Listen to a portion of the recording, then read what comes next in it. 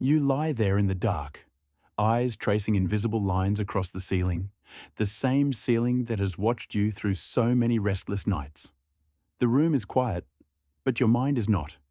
It moves in restless circles, chasing something it cannot name, something that feels like absence more than loss. You reach for your phone, the screen's cold glow cutting through the shadows, and scroll without purpose. Images flash, words, faces. None of them stay long enough to matter. Then something catches, a photograph of an old storefront, paint peeling, windows crowded with handwritten signs and faded packets of biscuits. A corner shop, the kind that still had a bell above the door. Ting. You can almost hear it. And for a moment, the restlessness sharpens into something else. A pang. Not pain exactly. Recognition. You put the phone down, face it away, but the feeling stays.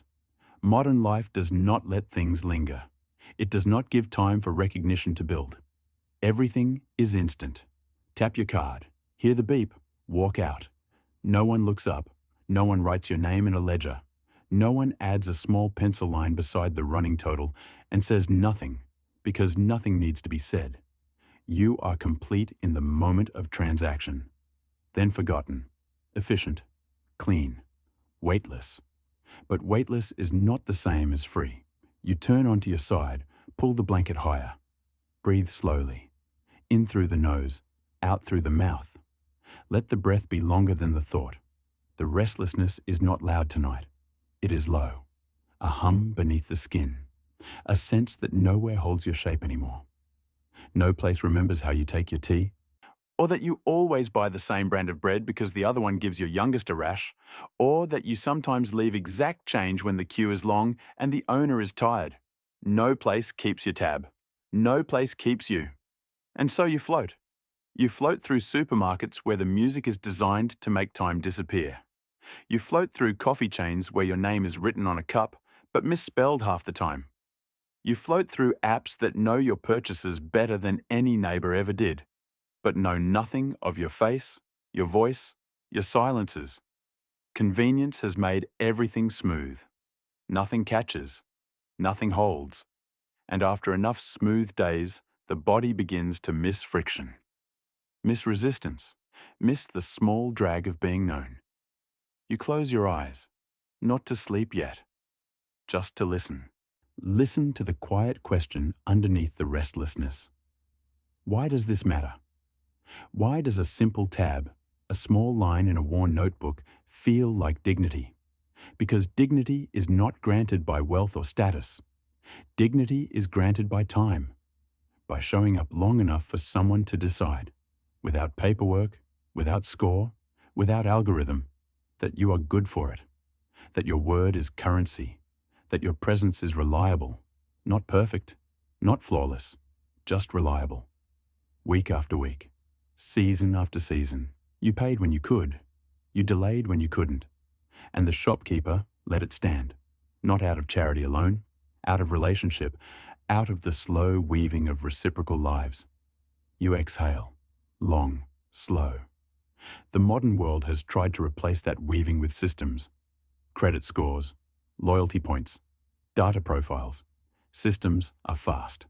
Systems are fair in their cold way. Systems do not play favorites, but systems do not see you. They see patterns, numbers, probabilities. They do not see the man who lost his job but still bought milk for the children. They do not see the woman who paid double 1 week to cover the old man who never asked. They do not see the small courtesies that accumulate like interest in a different kind of bank. You roll onto your back again. The darkness feels larger now, softer. You are not meant to miss the past because it was easier. It was not easier. Mornings began before light. Work stretched into evenings that had no off switch. Illness came without warning and often without cure. Debts were real and sometimes crushing. People judged. People gossiped. People remembered slights longer than kindnesses. The corner shop was not a sanctuary. It was a crossroads, a place where need met supply, where trust met risk, where human imperfection met human patience. but it was a place, a fixed point. You belonged to it as much as it belonged to you. Now, belonging has become optional. You can live in a city for years and never be more than a unit number on a lease. You can order groceries and never speak to the person who packs them. You can pay rent through an app and never meet the landlord. Freedom, they call it. Mobility, independence. Beautiful words. True words in many ways. But they carry a hidden cost. The cost of being unplaced, unmemorized, untabbed. You breathe deeper. Let the breath fill the chest completely, then release it completely. Feel the body settle. The restlessness has not vanished. It has simply become something you can hold instead of something that holds you. Now, let the mind drift back. Not to escape, not to idealize, just to walk those streets again in memory. The pavement is uneven. You know where to step, so the loose slab does not rock. The air smells of wet concrete and coal smoke and bread baking somewhere behind a wall. The shop window is steamed from the inside. You push the door. Ting.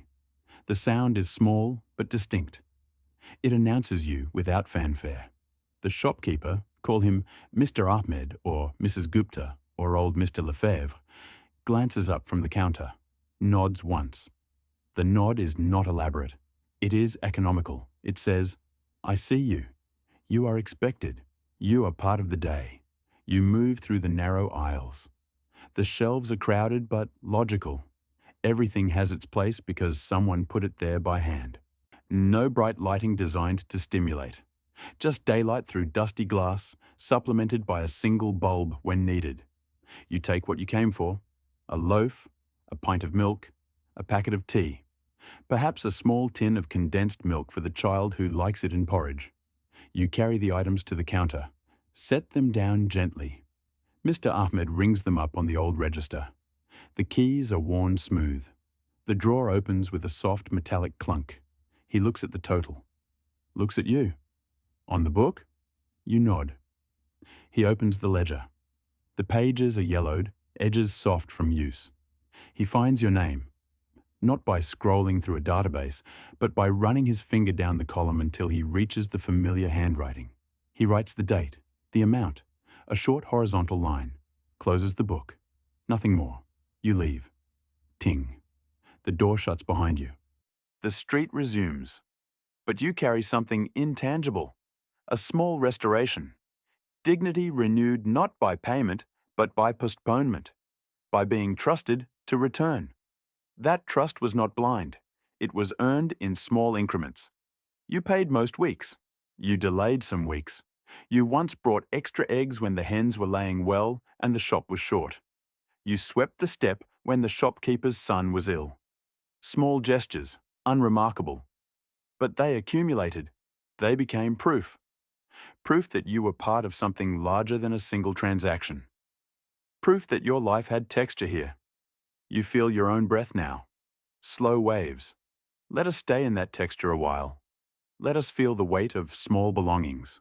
The child who ran errands for pennies. The widow who paid in vegetables from her garden. The family who owed for months after the father broke his leg, then paid in full the week he returned to work. No one kept score in the cruel sense. They kept memory. They kept relationship. Hardship was constant. The ledger sometimes showed debts that would never be paid. People left town. People died. People forgot. But the system was not broken by those failures. It was human. It bent. It forgave. It remembered. And in remembering, it gave dignity back to everyone involved. The shopkeeper who trusted was not merely generous. He was participating in a larger reciprocity. He was saying, I see you as more than today's customer. I see you as tomorrow's too, as next week's, as next winter's. You were not reduced to the moment. You were extended through time. That extension is what modern life has quietly severed. We are all present tense now. No past balance, no future promise, just now. And now is thin. You shift slightly. The mattress receives you. The restlessness has become something quieter, a background note rather than the melody. Now let the mind travel further back, before shops had bells, before ledgers had pages, to the village market, to the street vendor, to the woman who sold milk from her goat every morning. Credit was not recorded. It was spoken. I will pay you Friday. Take what you need, settle when you can. The entire community was the ledger. If you did not pay, someone would speak to your cousin, or your aunt, or the neighbor who shared your water source. Reputation traveled on foot. It was slow. It was imperfect. It was binding. Hardship was everywhere. Famine, flood, war. Children died of fever. And mothers died in childbirth. Men died young in fields or at sea. Life was fragile. But within that fragility, there was anchorage. You could not vanish. Someone would ask. Someone would look for you. Someone would bring broth, or watch your children, or sit with you in the dark, because you were woven in. Remove one person and the pattern shifts. The pattern notices. Modern life encourages us to be removable, lightly attached, easily replaced. We celebrate it. We call it freedom. And it is freedom. But freedom without anchor becomes drift. Drift without horizon becomes anxiety. You feel it now. The low hum of drift. But you are not adrift tonight. You are here. Held by breath. Held by memory. Held by this slow voice guiding you downward. Downward into calm. Let us go there together. Breathe with me. In for 4 counts. Hold softly. Out for 6. Again. In for 4. Hold. Out for 8. Slower each time. Let the exhale carry tension you did not know you carried. Let the inhale bring only stillness.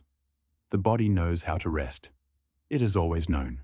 You are remembering now, not learning. Remembering. The curiosity that brought you here has softened. It has become calm. The calm has opened into reflection. Reflection has deepened into nostalgia. Not the sharp nostalgia that hurts. The gentle one. The one that says, once I was placed. Once I had consequence in a small corner of the world. Once time was allowed to prove me. And that proof was dignity. You do not need to chase it back. You do not need to rebuild the corner shop. You only need to feel it. Feel the warmth of being trusted over time.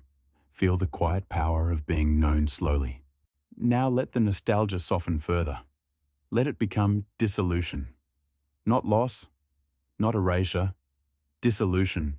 Like sugar in warm tea. Like smoke rising from embers. Like night swallowing the last color from the sky. You are still here. But the edges are softer.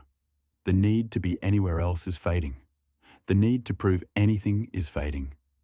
The ledger is closed. The bell no longer rings. The street is quiet. But the dignity remains. It lives in the chest. A small, steady glow. Not bright, not demanding. Just present. You breathe. Slower now. Deeper now. Each breath a wave that smooths the shore. Each wave carrying a little more of the day away. You do not need to hold anything. You do not need to remember anything. You are allowed to forget the restlessness for a while. Allowed to forget the phone, the screen, the scroll. Allowed to become only breath, only warmth, only stillness. The embers are low now. One by one they quiet. Red softens to rose, rose to pink, pink to the faintest orange. Then nothing visible, but the heat lingers. Long after the light has gone, it lingers in the ashes. It lingers in the air. It lingers in you. You are safe. You are complete. You are here. And here is enough. The voice fades, not abruptly, slowly, like a fire settling into itself, like night folding over the world, like breath becoming so quiet it is barely there. Rest now, or simply be. The tab is yours. Uncollected, unpaid. Forever carried, softly, steadily, in the dignity of being trusted over time. Good night.